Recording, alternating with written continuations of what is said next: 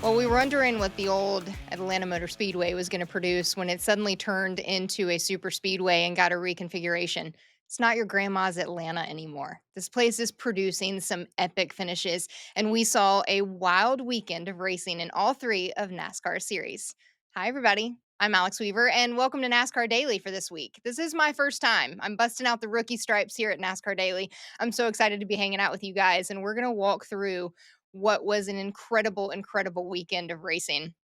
And I first want to take a look before we even dive into the Cup Series. And don't worry, we're going to have Christopher Bell, who won on Sunday night. He's going to join us here and break down everything Atlanta. But the first two series, we were the real winners this weekend. We got some epic racing with some great finishes in the Truck Series and the Xfinity Series. And I don't know what's more sure in this world than death, taxes, Kyle Busch winning in the Truck Series, and Austin Hill winning in Atlanta in the Xfinity Series. Let's first take a look at this photo finish with Kyle Busch and Stuart Friesen. Well, with 7 previous Atlanta Motor Speedway trophies in the NASCAR Craftsman Truck Series for Kyle Busch, he was the odds favorite to take this race. And man, he was running up front and put on a thriller there at the end. Let's take a look at this finish together. Stewart's looking okay. Doesn't have a good push behind him, though. It's going to be about the side draft. They're getting squirrely behind him. Side by side, checker flag in the air. Looks like Kyle Busch pulls the perfect late side draft on Stuart Friesen with no help from behind. More than Stuart can hold off. That's some great racing right there, guys. He just makes it look so easy, doesn't it? It was 20 laps door to door in the Craftsman Truck Series race. What more do you want? It's so entertaining. It's so rowdy. He gets it done for his 8th win at Atlanta Motor Speedway in the Craftsman Truck Series.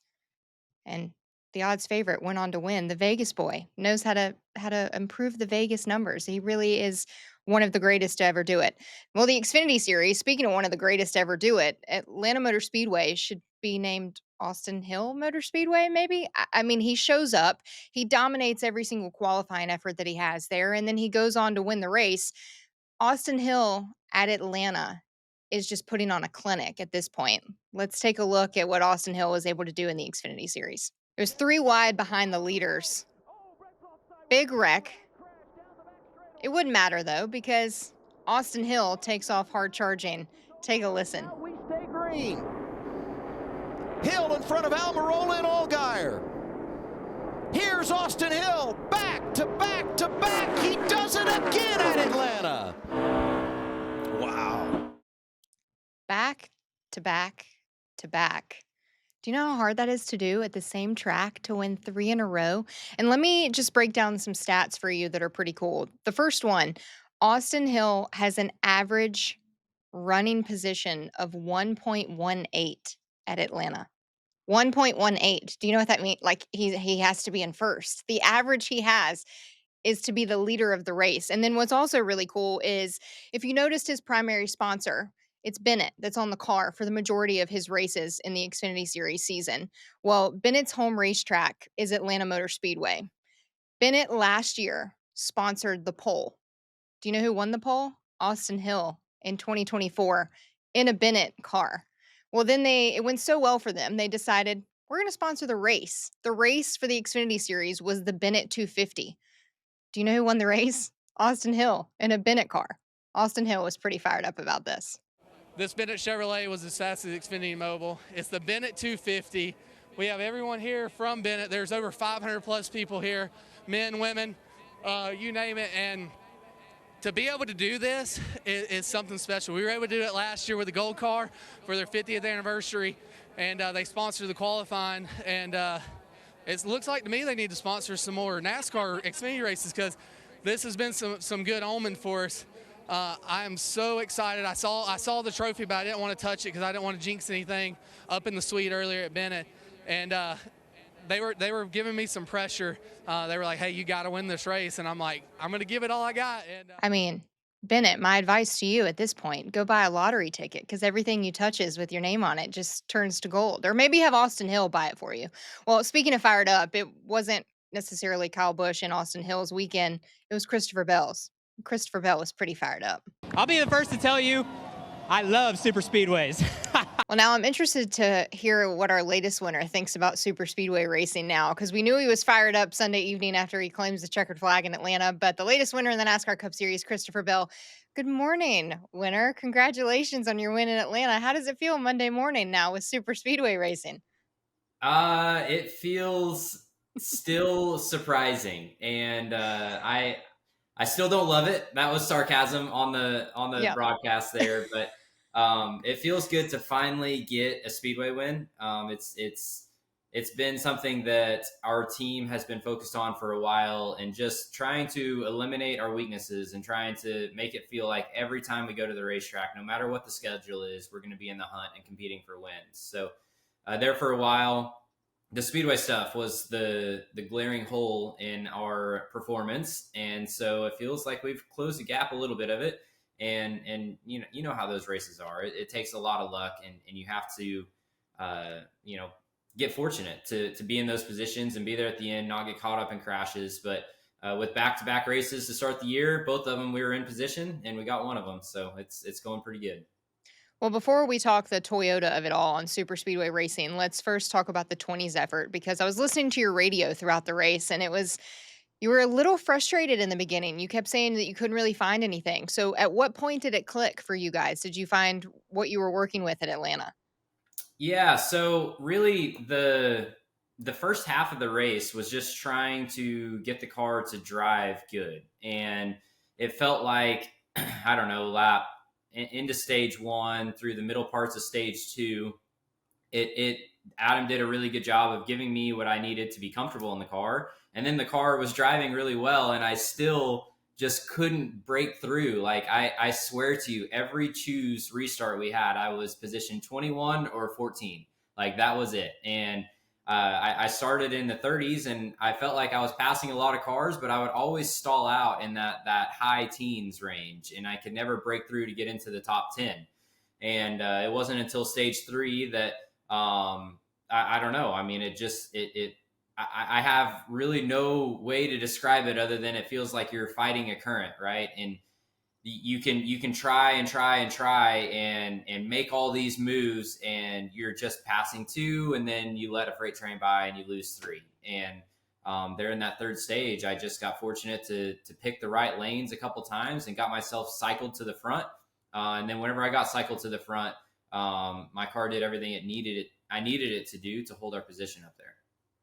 Finding speed with you guys. We look at the Toyota camp and the super speedway, and you talk about the emphasis that's been put on that program for this season. But when we roll off on Saturday for qualifying in Atlanta, I mean, 10 of the top 11 spots were the blue ovals of Ford, and it looked Yep. like that Toyota again was going to struggle on a super speedway. How different was Saturday and what you guys felt in the race car versus what you were able to work with on Sunday? Yeah, I mean, I'll be honest. I don't think any of us in the Toyota camp are looking at Atlanta and saying, "Oh, yeah, we really got them this week." Uh, it was dominated by the other two, by Ford and Chevrolet, and we were pretty much boxed out all the way until the end. And it certainly feels good to win, but we're not looking at this and saying that we have it under control. So um, Daytona, Atlanta were very different weekends for us. With Daytona, we qualified really well. We had Chase Briscoe win the pole, which was Toyota's first ever pole in the Daytona 500. It was a huge deal. I think we had 3 cars in the final round in qualifying, which was a massive statement for our super speedway program. But then in the race, it didn't really pan out, and we were kind of, we weren't able to show that speed in the race in the Daytona 500. And then we go to Atlanta, we qualified terribly. And we were able to sneak out a good finish, and I was able to win it. And Denny, I think, finished in the top 10, which was awesome. But by no means are we sitting here saying that we have it figured out. We know that we've got a long way to go still. Well, the first Toyota win there since 2013.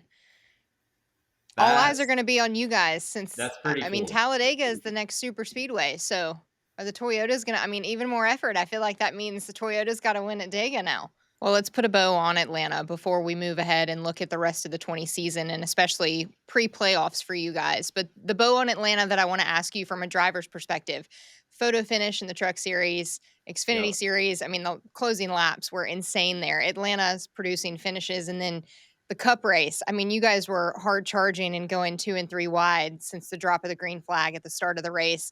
What did you think of Atlanta? Super speedway racing aside, what did you think of the races there this weekend?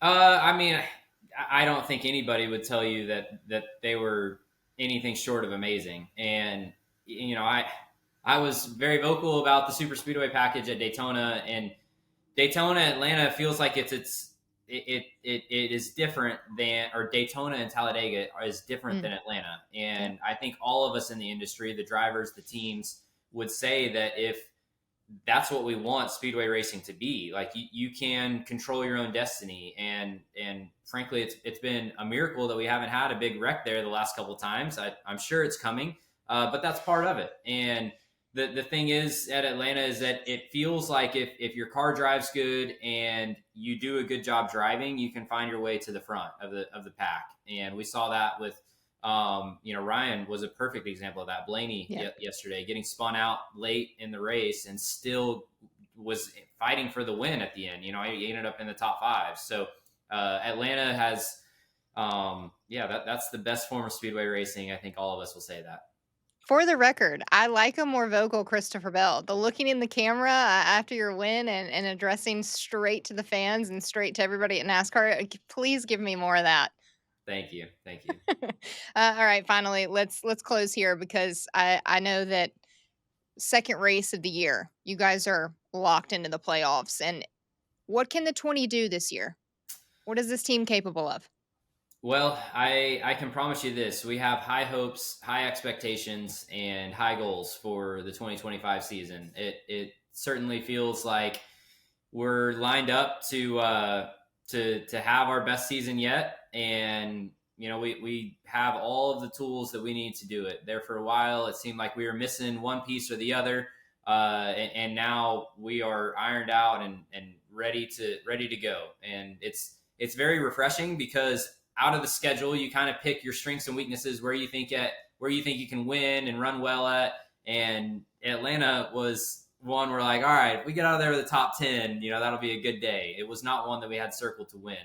And we're, getting ready to head into the bread and butter of our strength, going Dakota, Phoenix, Vegas, Darlington, Homestead, all of the intermediate short tracks, road courses.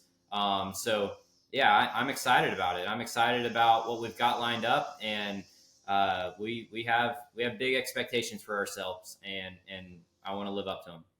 Did you stand in line to talk to Carson Hocevar last night, or were you too concerned with victory lane?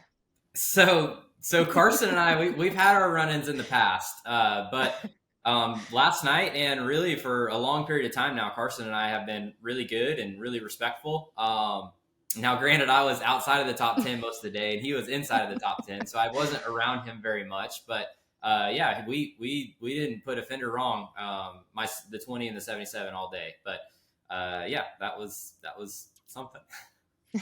Well, congratulations on the win. We look forward to seeing you take that momentum and make some left and right turns this weekend at Circuit of the Americas. Have some fun, okay? Thank you, Alex.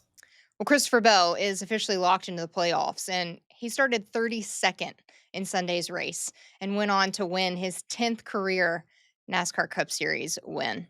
I mean, we've talked about Atlanta being epic, but Dale Jr. put it out there that the summer race may be even more intense than what we saw here because it's going to be hot. It's going to be slick. I'm excited to see what Atlanta Motor Speedway keeps producing because such an incredible race and 15 different leaders. We set a record number for 50 lead changes. It was fun. We had a repave. It was excellent racing on this new resurfaced and reconfigured Atlanta Motor Speedway. I don't know what more you can ask for because we started with 10 Fords in the top 11 spots after qualifying on Saturday. Only one was left when we finished this race. Do you know who that was that finished in the top 10? It's your 2025 points leader so far this season, Ryan Blaney. YRB is holding the charge there for the Fords at Atlanta, but he's also going into COTA with all of the points right now in the bank. What can the 2023 champ get done? We'll have to find out. But that does it for us here on this Monday of NASCAR Daily. Thanks so much for tuning in. And if you haven't already, make sure you subscribe on YouTube. wherever you listen to your podcast, and then tune into the Fast Channel on Tubi for all your NASCAR daily takes there. Jesse Punch will be with you for tomorrow, and then I come back on Wednesday. Thanks so much for tuning in to NASCAR Daily. See you guys on Wednesday.